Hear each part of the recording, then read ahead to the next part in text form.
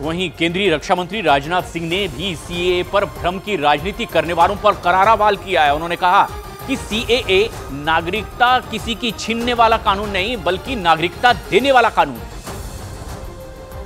जब हम लोगों ने सीएए सिटीजनशिप अमेंडमेंट एक्ट नागरिकता संशोधन कानून लागू किया, जनता को गुमराह करने की कोशिश की जा रही है। मैं असम के बहने भाइयों से मैं कहना चाहता हूं, मेरे बहनों भाइयों, यह नागरिकता का जो कानून है किसी की भी नागरिकता को समाप्त करने वाला कानून नहीं है। यह तो नागरिकता देने वाला कानून है। चाहे पाकिस्तान हो, चाहे बांग्लादेश हो, चाहे अफगानिस्तान हो, जिनका वहां पर अपने देशों में धार्मिक उत्पीड़न हो रहा है, ऐसे ईसाई, सिख, पारसी, जैन, बौद्ध जो भी होंगे, हिंदू, जिनका किन तीनों देशों में धार्मिक उत्पीड़न हो रहा है, यदि वह भारत आकर भारत की नागरिकता लेना चाहते हैं तो इस कानून के अंतर्गत उन्हें भारत की नागरिकता मुहैया कराई जाएगी। किसी की नागरिकता समाप्त नहीं किया जाएगा। उधर केंद्रीय मंत्री ज्योतिरादित्य सिंधिया ने विपक्ष पर सीएए पर राजनीति करने का आरोप लगाया, तो उधर दूसरी तरफ टीएमसी ने सीएए को मुस्लिम विरोधी करार दिया है। हर एक भारतीय नागरिक को अपना पूर्ण प्राथमिकता मिले, हर एक भारत के नागरिक को अपनी पूर्ण नागरिकता का प्रमाण मिले। यही सोच और विचारधारा कि 140 करोड़ लोगों को अपनी पहचान मिले, इसी सोच और विचारधारा के साथ ये कानून प्रधानमंत्री और गृह मंत्री जी के द्वारा लाई गई।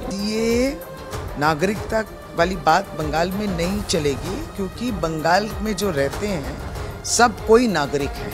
किसी को दोबारा नागरिक बनाने का अधिकार नहीं। ये नागरिक हैं देश के संविधान अनुसार, जो पहले कानून था उसके अनुसार। ये जो अमेंडमेंट द्वारा जो सीए है, जो लोकसभा सामने चुनाव है, आप जो भारतवर्ष की जो समस्या है उसका समाधान नहीं है तो आप सीए लेके आप एक नया खिलौना लेके खेल रहे हैं। केरला ने समर्थन किया, क्योंकि केरला भी ये बात समझती है। केरला ये समझती है कि उनके राज्य में भी सब जो लोग रहते हैं वो सब नागरिक हैं इस देश के, तो वो भी नहीं मानते।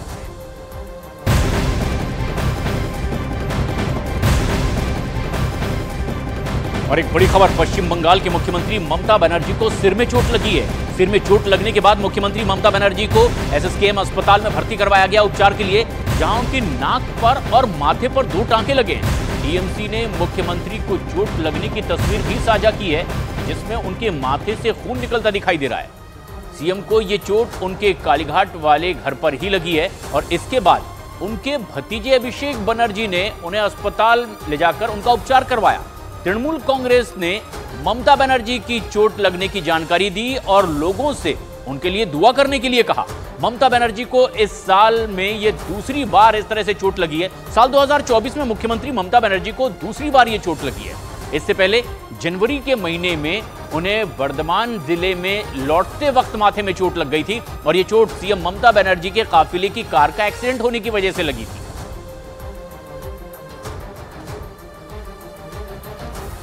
पश्चिम बंगाल के मुख्यमंत्री ममता बनर्जी इससे पहले भी चोटिल हुई, गंभीर रूप से घायल हो चुकी हैं। आपको बताते हैं कि कब कब उन्हें चोट पहले भी लगी है।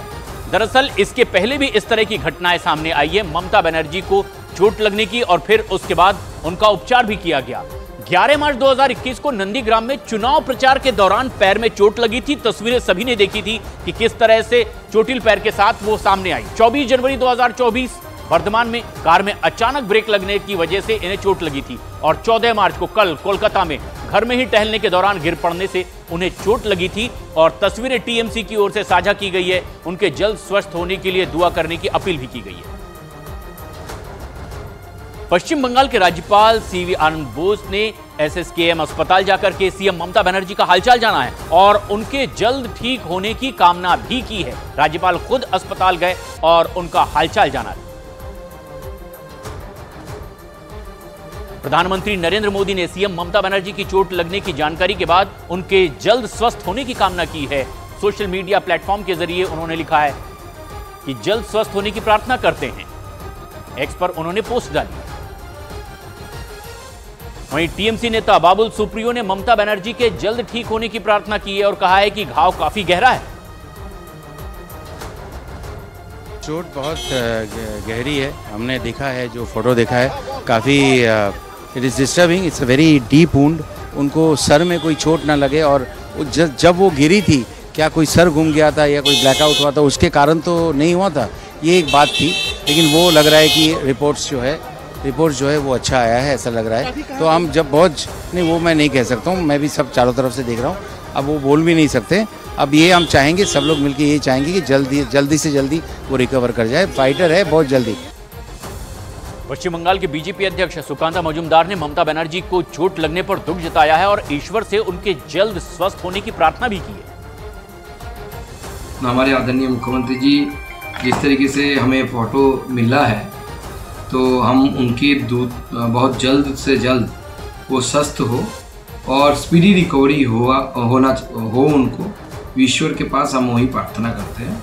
उनको जल्द से जल्द इससे स्वस्थ होके फिर से स्वाभाविक जीवन में लौटे, ईश्वर से यही प्रार्थना है।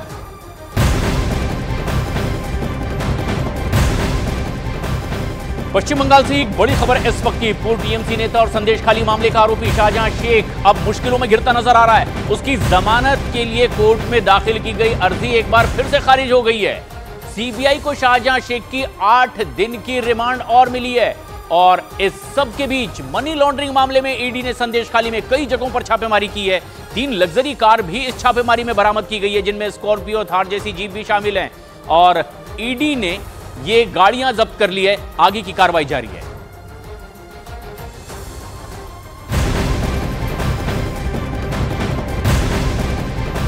पश्चिम बंगाल में कांग्रेस को एक बड़ा झटका लगा है। अब टीएमसी के बाद लेफ्ट ने भी लोकसभा चुनाव के लिए अपनी पहली लिस्ट जारी कर दी है, क्योंकि कांग्रेस और लेफ्ट में अब तक के सीट शेयरिंग पर बात ही नहीं बन पाई है। और इसके बाद लोकसभा चुनाव के लिए टीएमसी की तरह ही लेफ्ट ने भी पश्चिम बंगाल के लिए अपनी लिस्ट जारी कर दी है। 16 उम्मीदवारों के नाम का ऐलान लेफ्ट की ओर से कर दिया गया है। लेफ्ट ने कूच बिहार से नीतीश चंद्र रॉय, जलपाईगुड़ी से देवराज बर्मन और आसनसोल से जहांआरा खान को चुनावी मैदान में उतार दिया है। सीपीएम नेता विमान बसु ने कहा है कि सीट बंटवारे पर कांग्रेस की तरफ से अब तक कोई फुल फॉर्मूला सामने ही नहीं आया है और इसी वजह से अब वो और इंतजार नहीं कर सकते। लोकसभा चुनाव से पहले पश्चिम बंगाल में तृणमूल कांग्रेस को एक बड़ा झटका लगने वाला है। टीएमसी नेता अर्जुन सिंह आज बीजेपी में शामिल होंगे और इतना ही नहीं, अर्जुन सिंह ने दावा यह किया कि उनके साथ टीएमसी सांसद और शुभेंदु अधिकारी के भाई दिव्येंदु अधिकारी भी बीजेपी में शामिल होने